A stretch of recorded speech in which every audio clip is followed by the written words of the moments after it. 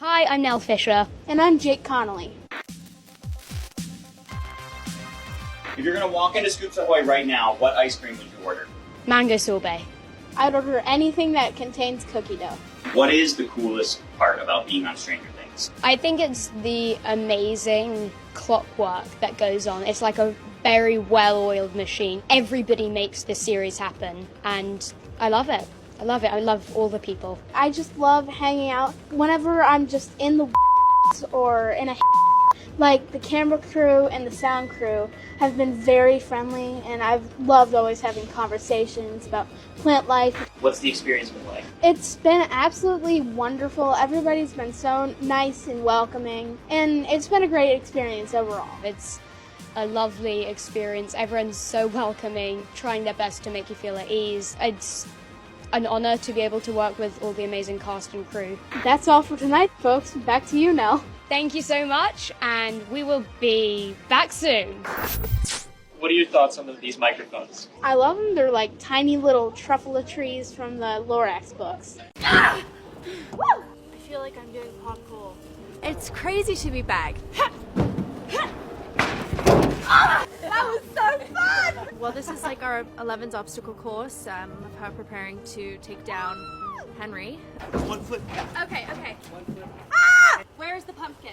I'm going on a balancing beam right now, starting from the ground, going up to the car, but I also can't fall off the car, so it's a very exciting, happy medium I'm trying to get. Woohoo! Okay, let's shoot! But it's really fun, and I never tested my balance like this before. Oh, yeah, it looks really cool. It's very nostalgic. I didn't think it would bring back this many memories, but it has. When we were filming on the bus, I remember we would be pulled from school pretty much every 2 seconds. And I remember we were in our tent waiting here once, and Caleb fell back on his chair, and because of the mud and because it's so uneven, and we were hysterically laughing. So it is very nostalgic.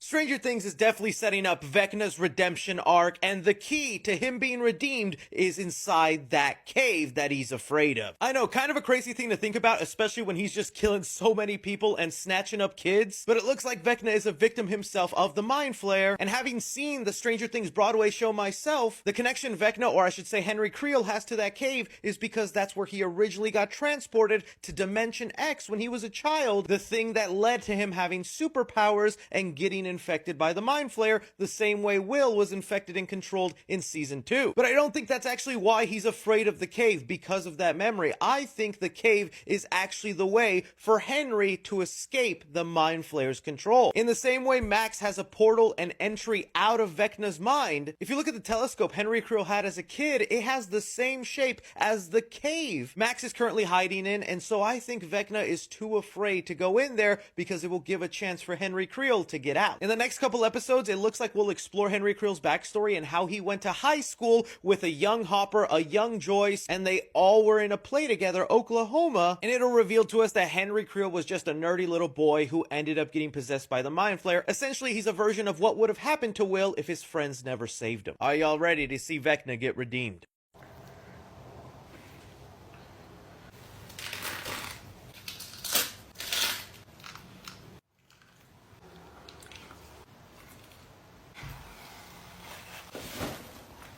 Stranger Things 5 data announcement video just dropped a little over an hour ago, and I already have my first theory. And of course, it's about this frame. So does this terrifying shot of Will Byers screaming and convulsing and just, vigorously shaking remind you of any previous scenes in Stranger Things? I think you know where I'm going with this. In season 2, Will Byers, whenever he was possessed by the Mind Flayer or whatever, and they were burning the Upside Down, which was connected to the Mind Flayer, Vecna, whatever, and he's connected to it, he felt the effects and was vigorously shaking and screaming on the ground, basically like seizing, and that's sort of what I felt. That's sort of the vibe I felt from that shot in the date announcement video. So my theory is, maybe this is Will screaming run to everyone he loves around him because he can feel his body getting taken over by something that he doesn't want it to be taken over with, because he knows his body is still connected to Vecna, Mind Flayer, whatever, and that's why he's screaming run to everyone. I don't know. Let me know if you think I'm crazy for assuming that, but to me, those two scenes really reminded me of each other, I guess. I feel like that's pretty similar. Let me know what you guys think about this theory. If you guys want my full trailer breakdown, I just posted a 16-minute long breakdown of me yapping about it, immediate reaction on my YouTube channel. Go check it out. Thanks.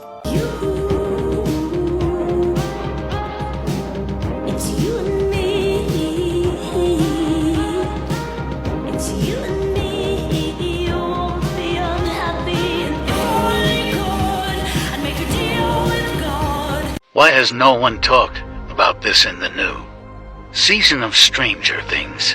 When Holly is looking through Vecna's room, she finds this telescope. Holly takes out the telescope before entering the forest. She can't see through the lid, so she takes it off. Pay close attention to the shape inside the cap.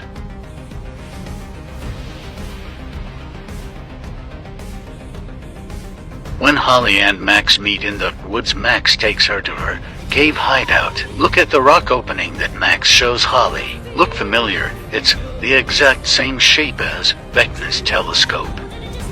This cannot be a coincidence. Maybe this connects us to why Vecna is so terrified of Ashley! Look at me!